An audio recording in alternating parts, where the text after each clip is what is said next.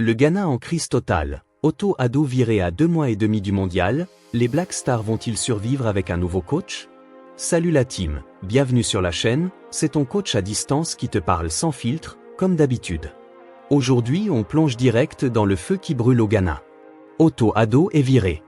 La Fédération ghanéenne de football l'a annoncé dans la nuit de lundi à mardi, quelques heures seulement après la défaite contre l'Allemagne et 3 jours après le lourd revers face à l'Autriche. Et franchement, même si tout le monde sentait que la pression montait, cette décision à 2 mois et demi du coup d'envoi de la Coupe du Monde 2026, c'est une bombe. Les Black Stars vont affronter le Panama, l'Angleterre et la Croatie en phase de groupe. Et la grande question que tout le monde se pose en ce moment, c'est, est-ce qu'ils seront prêts avec un nouveau sélectionneur? Parce que là, on n'a plus le temps de tergiverser. On va décortiquer ça ensemble, sans tourner autour du pot, sans revenir 10 fois sur les scores des matchs amicaux. On va droit au but, analyse froide, réaliste, et surtout excitante parce que le football africain, c'est ça, c'est du rebondissement permanent.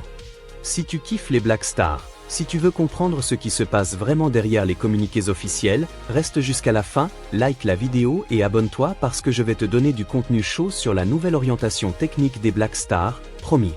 Commençons par le timing. 2 mois et demi avant le mondial, c'est ultra court. En football moderne, un coach a besoin de semaines, voire de mois, pour installer sa philosophie, ses automatismes, sa hiérarchie dans le vestiaire. Otto Addo était là depuis mars 2024. Il a qualifié le Ghana pour ce mondial, il a fait le job sur le long terme. Mais les résultats récents des matchs de préparation ont montré des failles évidentes. Manque de solidité défensive, absence de cohésion collective, et surtout une incapacité à tenir le rythme face à des équipes européennes organisées. La GFA a tranché. C'est courageux, c'est risqué, mais c'est une décision de patron qui dit « On ne va pas au mondial pour faire de la figuration ». Maintenant, analysons ce que ça change concrètement pour les joueurs. Les Black Stars ont une génération talentueuse, des mecs qui jouent dans les plus grands clubs d'Europe. Thomas Partey à Arsenal, Mohamed Kudus à West Ham, Antoine Semenyo à Bournemouth, Inaki Williams à l'Athletic Bilbao, et j'en passe. Ces gars-là ont le niveau individuel pour tenir tête à n'importe qui. Le problème, c'était la connexion entre eux. Addo n'a pas réussi à faire d'eux une machine collective sur la durée. Le nouveau coach, quel qu'il soit, va devoir arriver et en quelques semaines créer une identité de jeu claire, pré-signaux, transition rapide, solidité derrière.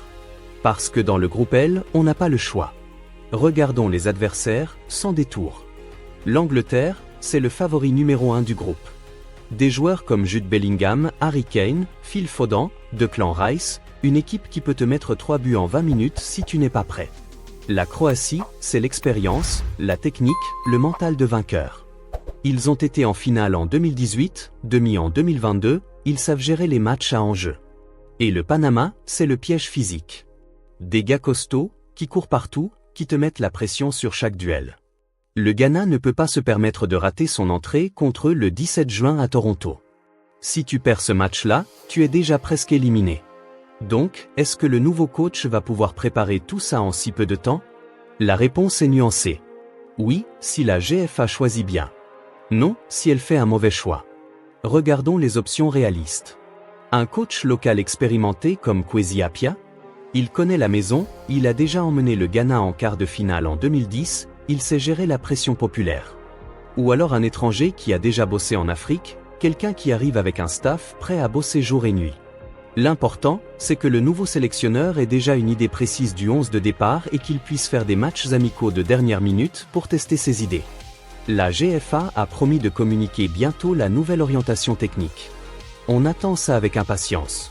Ce qui est excitant dans cette décision, c'est qu'elle montre une ambition. Le Ghana ne veut plus être l'équipe qui se qualifie et qui sort au premier tour. On veut revivre 2010, ce quart de finale historique contre l'Uruguay, cette génération qui a fait vibrer tout un continent. Aujourd'hui, avec les talents dont on dispose, on a les armes pour viser les 8e, voire plus. Mais pour ça, il faut un coach qui sache fédérer.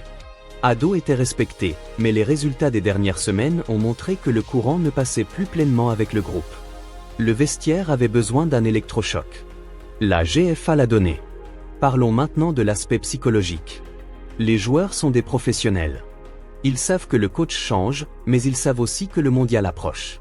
Ça peut créer une motivation supplémentaire, prouver qu'ils peuvent s'adapter vite. Imagine Mohamed Kudus qui arrive avec une nouvelle idée de jeu, plus libre, plus offensif. Imagine Partey qui retrouve un rôle de patron au milieu comme il le fait à Arsenal. Ces mecs-là ont l'expérience des grandes compétitions. Ils ont déjà joué des matchs à enjeu en Premier League, en Ligue des Champions. Un changement de coach à ce stade peut être un mal pour un bien si le nouveau venu apporte de la fraîcheur. Mais attention, il y a aussi le risque. 2 mois et demi, c'est peu pour créer une alchimie.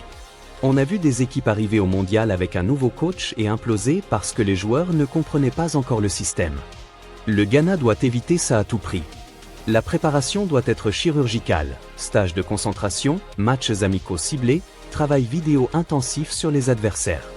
Le nouveau staff doit arriver avec un plan clair.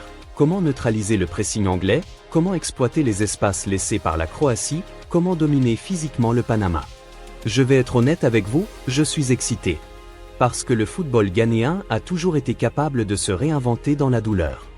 Souvenez-vous de 2014, de 2022, à chaque fois qu'on pensait que c'était fini, les Black Stars ont trouvé une solution.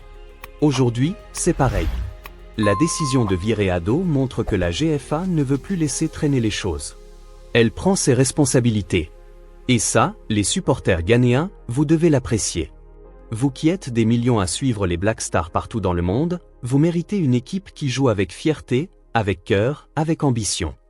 Maintenant, parlons tactique plus en profondeur. Le problème récurrent des Black Stars ces derniers mois, c'était la défense. Trop de buts encaissés sur des erreurs individuelles ou collectives. Le nouveau coach doit prioriser ça. Une ligne de 4 solides, avec peut-être un retour aux bases, un milieu à 3 pour protéger l'arrière-garde. Offensivement, on a du feu. Kudus, Williams, Semio peuvent faire des différences sur un dribble, une accélération. Il faut juste leur donner la liberté sans les exposer. Et le groupe L, franchement, il est dur mais pas impossible. L'Angleterre est au-dessus, d'accord. Mais Croatie et Panama sont à notre portée si on joue à notre niveau. Un bon résultat contre le Panama, un match courageux contre la Croatie, et même un exploit contre l'Angleterre, tout est ouvert. Le Ghana a déjà créé la surprise par le passé. Pourquoi pas cette fois? Je veux aussi parler aux jeunes talents. Il y a une nouvelle génération qui pousse. Des gars comme Fatawu Issaku, Kamaldeen Sulmana, Osman Bukhari. Le nouveau coach doit les intégrer intelligemment. Pas de révolution totale, mais une évolution qui permet à l'expérience et à la jeunesse de se compléter. C'est ça, la clé pour un bon mondial.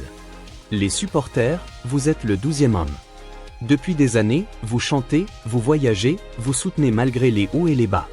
Cette décision de la GFA doit vous motiver encore plus. Au lieu de critiquer, soutenez la nouvelle ère.